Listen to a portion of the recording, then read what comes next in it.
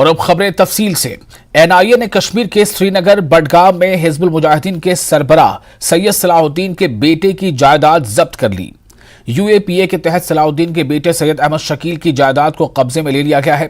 इस सिलसिले में एनआईए ने एक नोटिस जारी किया है जिसमें लिखा है कि नई दिल्ली की खुसूसी एनआईए कोर्ट के हुक्म पर यूएपीए एक्ट की झैली दफा 33(1) के तहत सैयद यूसुफ शाह उर्फ सैयद सलाहुद्दीन के बेटे सैयद अहमद शकील की रेवेन्यू स्टेट नरसिंहगढ़ मोहल्ला रामबाग में वाक़ जायदाद को जब्त किया गया है। नोटिस के मुताबिक सैयद अहमद शकील एनआईए केस का एक मुल्जिम है।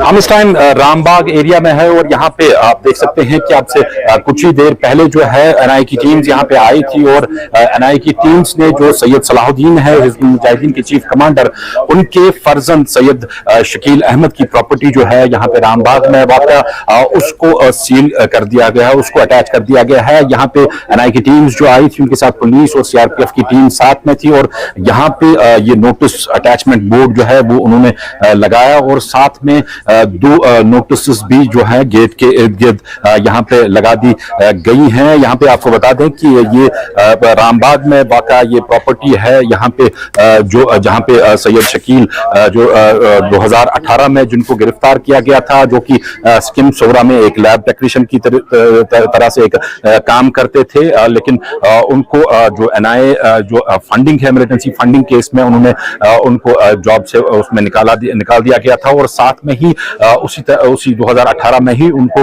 गिरफ्तार कर दिया गया था।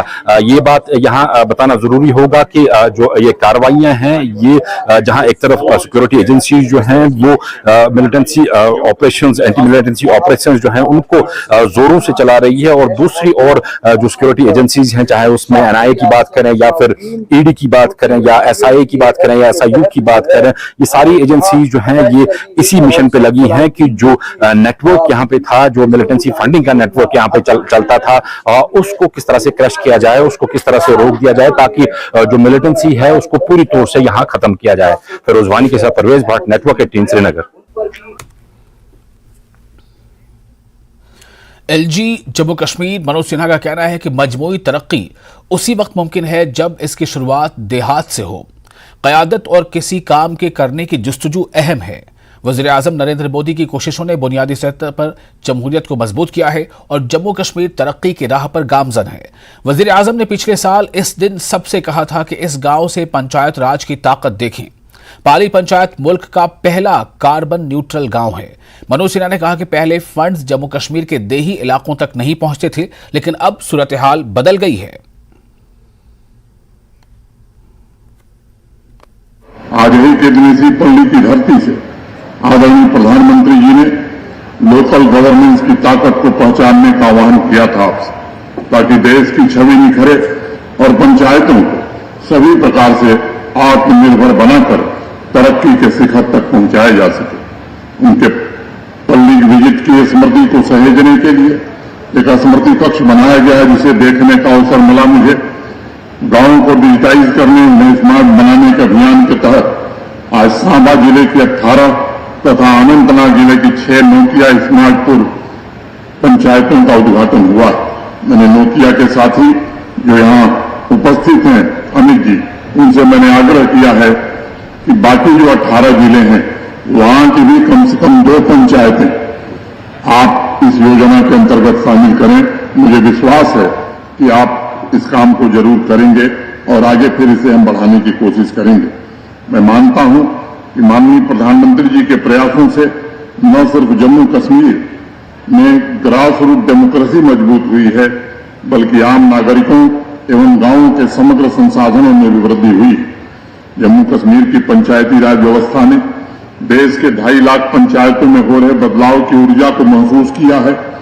आम नागरिकों के सामूहिक प्रयास यहाँ के छोटे छोटे गांवों में बड़े सपनों को साकार कर रही।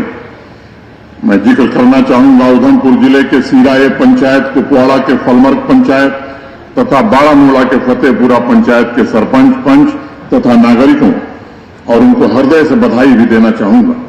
नेशनल पंचायत अवार्ड की 3 categories, child friendly panchayat, water sufficient panchayat तथा विमेन फ्रेंडली पंचायत के खिताब हासिल करके इन तीनों पंचायतों ने जम्मू कश्मीर का नाम रोशन किया है और लोकल गवर्नेंस की उपलब्धि और विकास को नए आयाम दिए हैं। पल्ली पंचायत देश का पहला कार्बन न्यूट्रल गांव है और मुझे इस बात पर गर्व है कि सभी सेक्टर्स में, चाहे वो वित्तीय समावेशन हो, शिक्षा हो, हेल्थ हो, सोशल सेक्टर की स्कीम्स हो, रोड हो, लाइवलीहुड जैसे अनेक क्षेत्रों में सभी ने हाई अचीवर्स का सम्मान हासिल करके पल्ली आदर्श गांव के रूप में देश को विकास का एक नया मॉडल दे रहा है। एक समय था जब मेरे पूर्वजी लोगों ने जिक्र किया कि जम्मू कश्मीर केंद्र से गांवों की तरक्की के लिए काफी पैसा केंद्र सरकार भेजती थी, लेकिन वो गांवों तक नहीं पहुंचता था। पूरी व्यवस्था में बड़ा बदलाव करके त्रिस्तरीय पंचायती राज व्यवस्था लागू की गई है और ये सुनिश्चित किया जा रहा है कि बजट की एक एक पाई विकास के कामों में खर्च हो। मैं समझता हूं मांग अभी केशव दत्त शर्मा जी ने कही है, आपके सम्मुख रखी है, आपने ताली भी बजाई है। मुझे लगता है कि इस साल बजट में 1313 करोड़ रुपए का प्राविधान पंचायतों के लिए, इस पंचायती राज व्यवस्था के लिए किया गया है। यह सभी पैसा योजनाबद्ध तरीके से नागरिकों की तरक्की के लिए खर्च हो, इसके लिए ग्राम पंचायत डेवलपमेंट प्लान के तहत सभी पंचायतों में जनप्रतिनिधियों, प्रभारी ऑफिसर्स, युवाओं और सीनियर सिटीजन्स की मीटिंग भी आयोजित की गई ताकि जरूरतों के मुताबिक संसाधनों का उपयोग किया जा सके और जो काम हाथ में लिया जाए उसे समय सीमा के भीतर पूरा किया जा सके। इस पूरी व्यवस्था में, इस पूरी प्लानिंग में सभी जनप्रतिनिधियों से मैं विनम्रतापूर्वक निवेदन करूंगा कि वंचितों को वरीयता देने की कोशिश करें। जो समाज का गरीब आदमी सुनिश्चित करें कि उसे सामाजिक और आर्थिक रूप से अगर वो पिछड़ा है, उसे कैसे हम विकास की प्रक्रिया में शामिल कर सकते। और लेफ्टिनेंट गवर्नर मनोज सिन्हा ने कहा कि पंचायतों का कार्यकाल खत्म होने जा रहा है, हम सब चाहते हैं कि चुनाव समय पर हो। एलजी मनोज सिन्हा ने सांबा जिले में एक कार्यक्रम के मौके पर यह बात कही। आपने अपने भाषण में बोला पंचायत मेंबरों को कि आप रेडी हो जाइए, इंतजार का वक्त आ गया है, क्या हम सभी पंचायती चुनाव होने वाले हैं? नहीं, मैंने ऐसा कुछ नहीं बोला, उसका अर्थ ये मत लगाइए। स्वाभाविक रूप से उनका टर्म खत्म होने वाला है, तो मैंने उनको प्रेरित किया कि जनता का काम और करिए, उसके कई अर्थ मत लगाइए, लेकिन चुनाव समय से हो ये हम सब लोग चाहते हैं। जम्मू के शास्त्री नगर में खून का अतिया कैंप मुनक़िद हुआ। संत निरंकारी सत्संग भवन की जानिब से मुनक़िदा इस कैंप का इफ्तिताह एलजी जम्मू कश्मीर मनोज सिन्हा ने किया। इस मौके पर एलजी ने संत निरंकारी वॉलंटियर्स के साथ तबादले ख्याल किया। इस कैंप में कई अफराद ने अपने खून का अतिया दिया।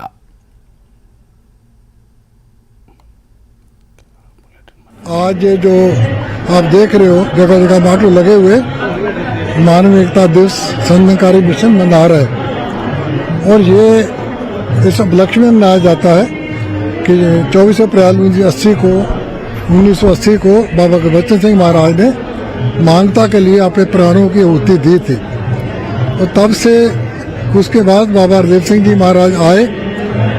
उन्होंने कहा कि हमने खून बहाकर किसी का बदला नहीं लेना, अपना खून देकर बदला लेना है। और उनकी याद में हर साल हम 1986 से ये कैंप लगा रहे हैं और आज तक जो इंडिया भर में 12.5 लाख से भी ज़्यादा यूनिट जो है रक्तदान ये मिशन कर चुका है। तो ये जो कैंप हमारे हैं ये 24 अप्रैल से शुरू होते हैं और देश भर में 600 से भी ज़्यादा कैंप हम लगाते हैं और 80-90 हज़ार यूनिट पर ईयर जो है मानवता को हम ये दान करते हैं।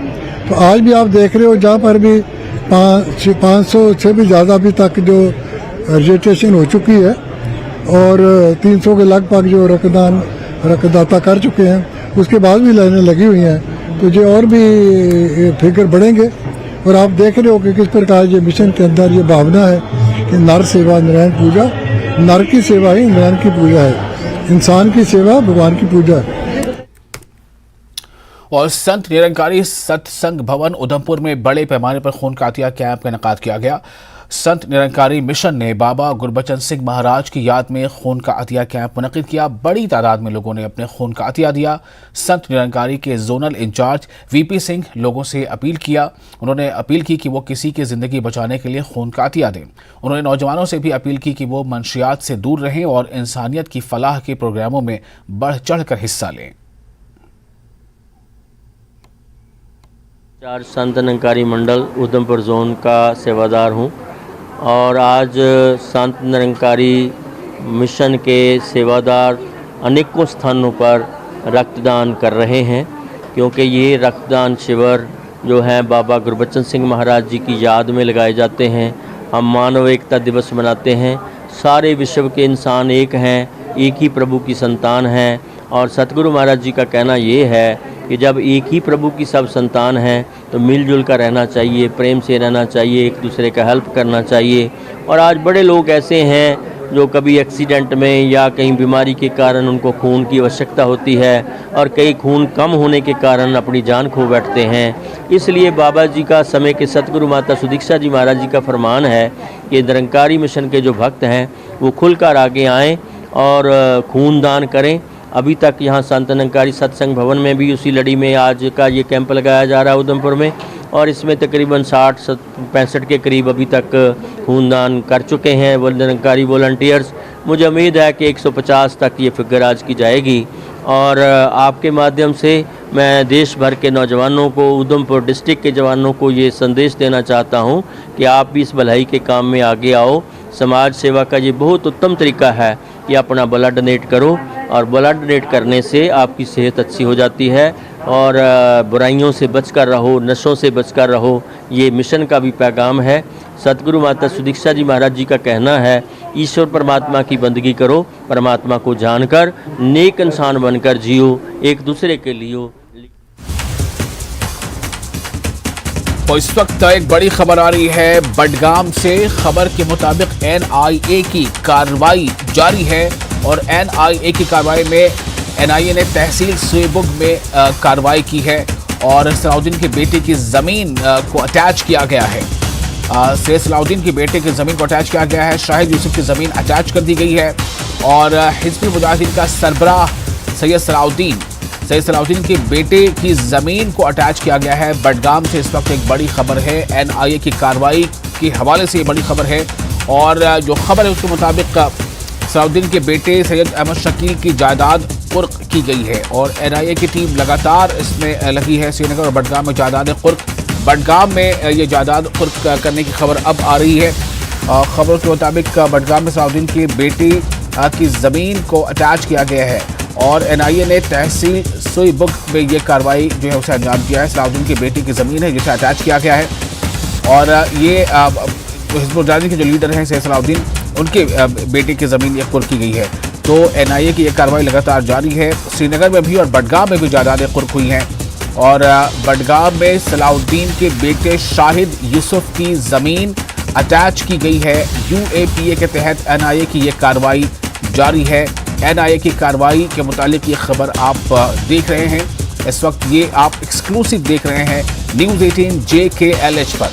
सलाउद्दीन के बेटे सैयद अहमद शकील की जायदाद कुर्क की गई है। सलाउद्दीन के बेटे की बडगाम में जो ज़मीन है सुईबुग में, उससे अटैच किया गया है। शाहिद यूसुफ की ज़मीन अटैच कर दी गई है और हिज़्बुल मुजाहिदीन का सरबराह सैयद सलाउद्दीन जो है उसके बेटे की ज़मीन को अटैच किया गया है और ये इस वक्त बडगाम में जो कार्रवाई जारी है NIA की, उससे जुड़ी ये खबर आप देख रहे हैं। एक्सक्लूसिव ये तस्वीरें हैं, एक्सक्लूसिव खबर है न्यूज़ 18 JKLH पर आप इस वक्त देख पा रहे हैं। NIA नेशनल इन्वेस्टिगेशन एजेंसी ने तहसील सुईबुग में ज़मीन को अटैच किया है। ये ज़मीन सलाउद्दीन के बेटे की ज़मीन है। सैयद सलाउद्दीन के बेटे की ज़मीन है। शाहिद यूसुफ की ज़मीन को अटैच कर दिया गया है।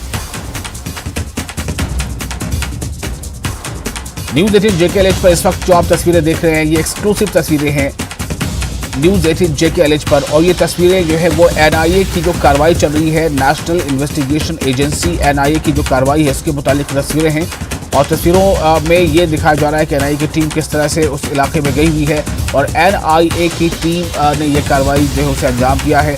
सैयद सलाउद्दीन के बेटे की ज़मीन को अटैच किया गया है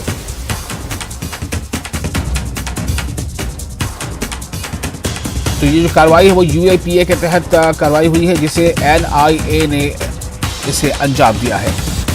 UAPA के तहत ये कार्रवाई की जा रही है, जिसे NIA ने अंजाम दिया है। श्रीनगर में पहले प्रॉपर्टी अटैच करने की खबर आई और अब खबर है कि बडगाम में भी सैयद सलाहुद्दीन के बेटे की जमीन को अटैच किया गया है। सलाहुद्दीन के बेटों की जायदादें कुर्क हो रही है। आबिद हमारे नुमाइंदे इस फोन लाइन पर जुड़ चुके ज्यादा जानकारी के साथ। आबिद, क्या और तफसीलात मिल रही हैं?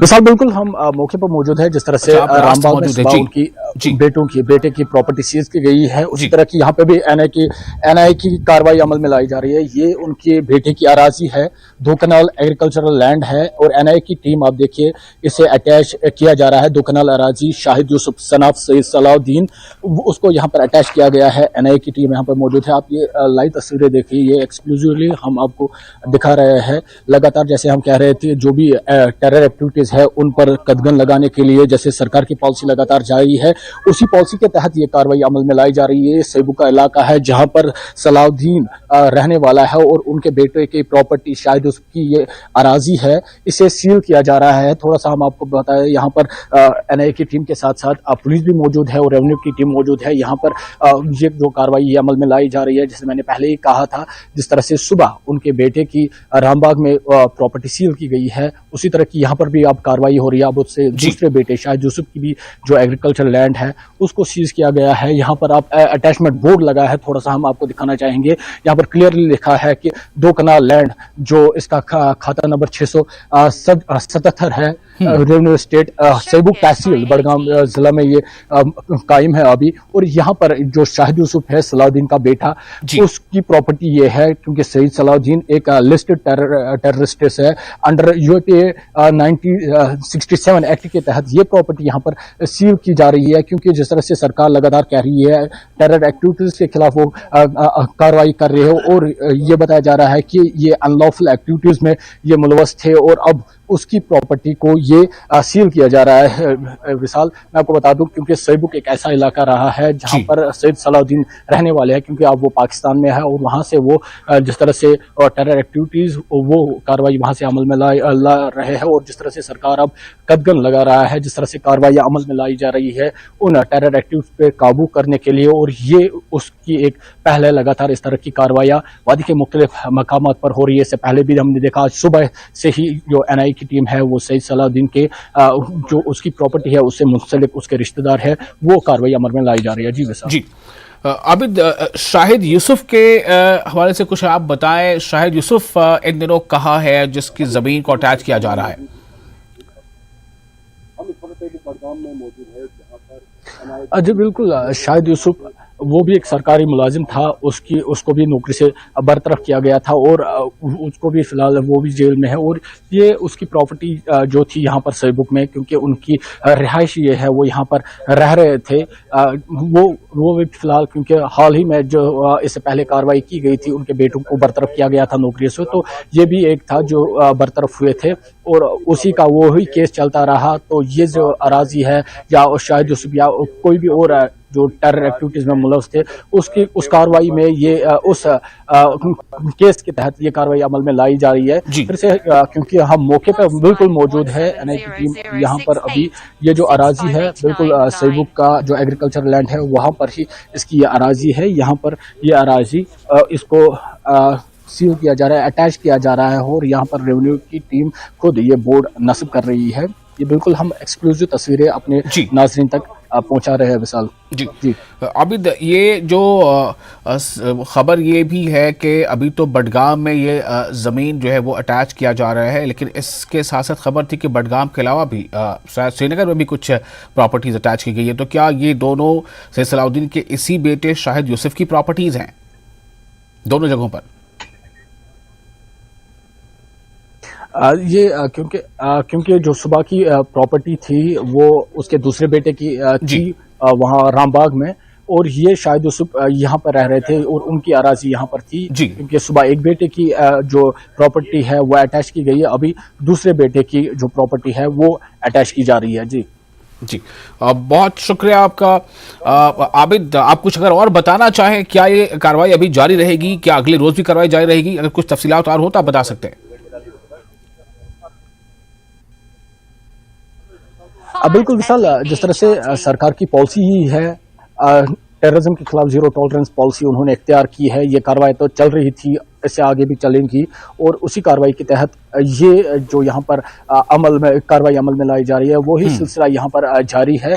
और जिस तरह से मैंने सुबह ही कहा था, सेबुक एक ऐसा इलाका रहा है क्योंकि सईद सलाहुद्दीन की रिहाइश यहाँ पर थी, काफी सेंसिटिव इलाका था और इस इलाके में पहले ही काफी सारी पॉजिटिव सरगर्मियां देखने को मिली है। जैसे हाल ही में मेन चौक सेबुक में सईद सलाहुद्दीन के घर के बाहर बिल्कुल वहां पर तिरंगा लहराया गया था। मेन चौक में उस टाइम लोगों की काफी भीड़ देखने को मिली थी, लोगों ने काफी उसका समर्थन किया था, लोगों ने काफी खुशी का इजहार किया था। तो कहीं ना कहीं अगर हम देखेंगे इस तरह की जो कार्रवाई अब आ रही है, जिस तरह से अब लोग भी अब सामने आ रहे हैं, सरकार की पॉलिसियों का सपोर्ट दे रहे हैं, तो कहीं ना कहीं एक बहुत बड़ी कामयाबी है सरकार के लिए। और ये फिर से हम क्योंकि ये एक्सक्लूसिवली ये तस्वीरें है, क्योंकि एक सेबुक का इलाका है, सेबुक में बिल्कुल जो एग्रीकल्चरल लैंड है इसको ये सील किया जा रहा है। आप खुद देख रहे हैं किस तरह से जो ये एनआई की टीम है ये यहाँ पर मौजूद है और यहाँ पर पुलिस भी मौजूद है, कुछ मकामी लोग भी आए थे, क्योंकि इससे पहले अगर हम देखेंगे इस तरह की कार्रवाई अगर होती थी तो कहीं ना कहीं ये डर रहता था लॉ एंड ऑर्डर की, लेकिन इस तरह से अभी कुछ नहीं है। मकामी लोग भी कुछ यहाँ पर मौजूद है, वो भी